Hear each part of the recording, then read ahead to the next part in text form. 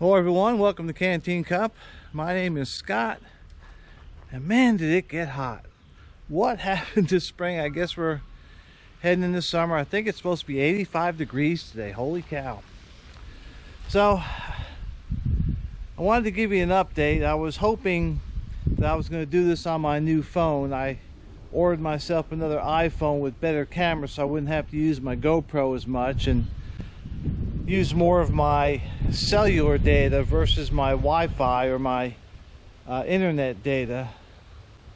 But it didn't show up yet, and I think the one they sent me was the wrong one, so I have to send it back, and then hopefully they'll send me the right one. Has anybody noticed that since we've done all this COVID stuff that the quality of service has gone down? I mean, there's more mistakes, there's more orders, the service is sluggish.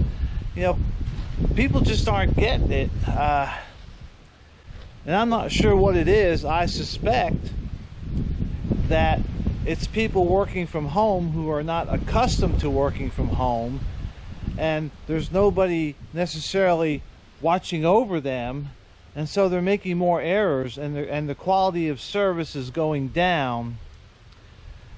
And what I'm afraid of what's going to happen is that a lot of these people have moved out of the city and moved way out in the country, and then some Friday afternoon they're going to get a phone call or an email saying, oh, by the way, starting Monday you'll be back in the office. I expect that's going to happen to some people. In fact, I know where one of my sons works, that's already happening. So if you guys are, you know, if you're some of this work from home crowd, you know, better step up your game, because it may not last forever. Me, I'm self-employed, so my office is my home, and I've been doing it for 18 years, so I've kind of got it down, and my boss watches over me. So, but I wanted to talk today about gardens. I think I mentioned before that I've got some pretty bad soil here. I mean, it's got a lot of nutrients, it's got a lot of good stuff in it. It just doesn't have a lot of organic material. And so today I got this from our local feed store. This is what's called super soil. It's kind of like compost and organic matter and dirt mixed. You can tell it's nice and dark. That's the color you want your soil as compared to what I have. And so this is going to jump start my soil. Make sure you stay out of the sun. And what I'm going to do is I'm going to take my tractor probably tomorrow, and then out over this area I'm going to start spreading this rather thickly, probably maybe a 20 by 40 foot area right here. And I have a neighbor who's going to come who has a bottom plow, and he's going to come and turn all this under for me, and then hopefully my tiller will be able to till some of it back up so I can get a kind of a head start on my garden. I still will not have a fall, I won't have a spring or summer garden, but I'm hoping maybe to have something for the fall if all goes well. So that's my plan with that. The other thing I wanted to talk about is journaling. Do you guys keep a journal? And if you don't, why not? Journal is good for many things. It's different than a diary.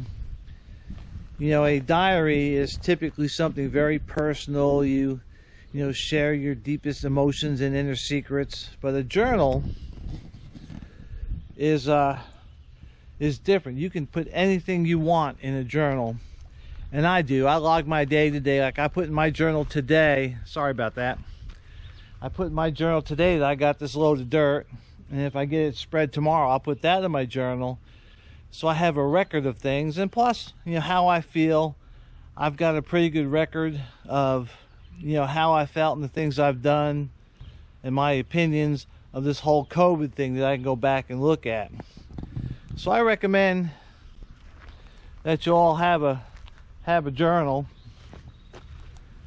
And this is what I use. I really need a third hand, but I don't. The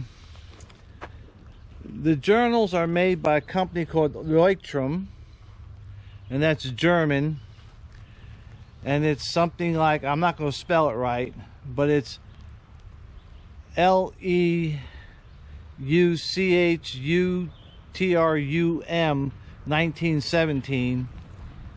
And the size of this is called A5. That's a paper size.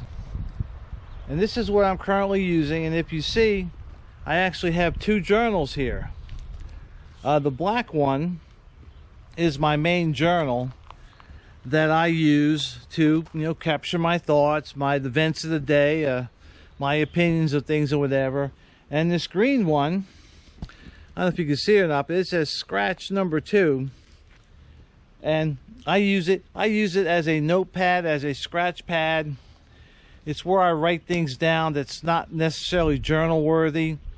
Like if I'm making a quick shopping list or something, I don't necessarily need to have that in the journal. If I'm writing notes very fast, I may write them in the scratch pad and then transfer them to the journal to keep the journal a little bit neat. Not that I have good handwriting to begin with, but that's what that green one is for. And at the end of the day, when that green one gets filled up, it also goes into my stack with my journal. So not only do you have a journal of what I've done, but a little bit more of the day-to-day stuff, maybe a little more discombobulated, but you can see my day-to-day. You can page through that. So that's why I have two. Probably the main reason is to keep my journal a little bit neat. Now, someone might say, how do I journal? Well, there's lots of ways to journal. There's lots and lots of places out there. What I recommend, and this is a system that I'm using, it's called the Bullet Journal by Ryder Carroll. He has a website called bulletjournal.com, and what I like about it is the system is very flexible. In other words, if you are what they call a rapid logger, where you're only putting in one-line entries, there's a way to do that.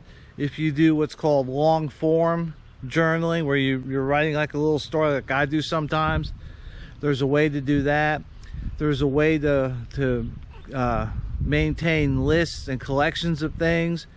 It's just a very, very well thought out and good system. It's very adaptable. And while the one book I have is a bullet journal book, and it's also made by Leuchtturm, you don't have to. Typically any journal will do, but most people prefer what they call the dot grid journal. So you can go to Staples or Office Depot or Office Max and just buy a journal. I happen to like these because one of the things I like is I like to use fountain pens when I journal, and the paper in the Leuchtturms is just a little bit better. Now, a quick thing about fountain pens is you don't have to have an expensive fountain pen to write with a fountain pen. I have 3, and I think my most expensive one was like $26. I know that sounds like a lot of money for a fountain pen, but it's not.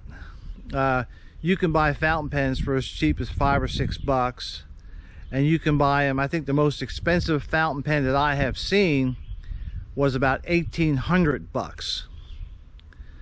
So, and you can get either cartridge ink, or you can get bottled ink. What I recommend, that whatever you write with in your journals is whatever you use, try to get archival quality inks.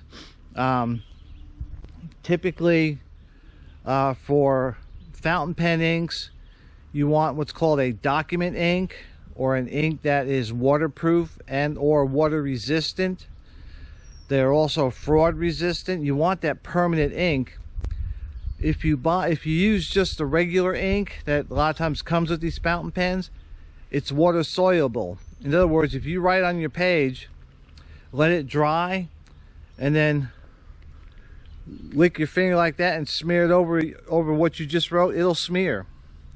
A lot of your ballpoint pens and roller balls will do that too. So whatever you use, and you don't have to spend a lot of money, but whatever you use, make sure it's archival quality. Try to get acid free or pH balanced. It'll last longer in your journals if you have family or relatives that after you die you may want to give that to.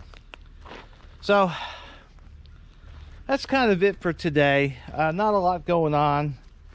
It's getting hot out. I'm gonna change arms here. And so tomorrow, I scored this the other day. I got this from my neighbor. This is all hardwoods.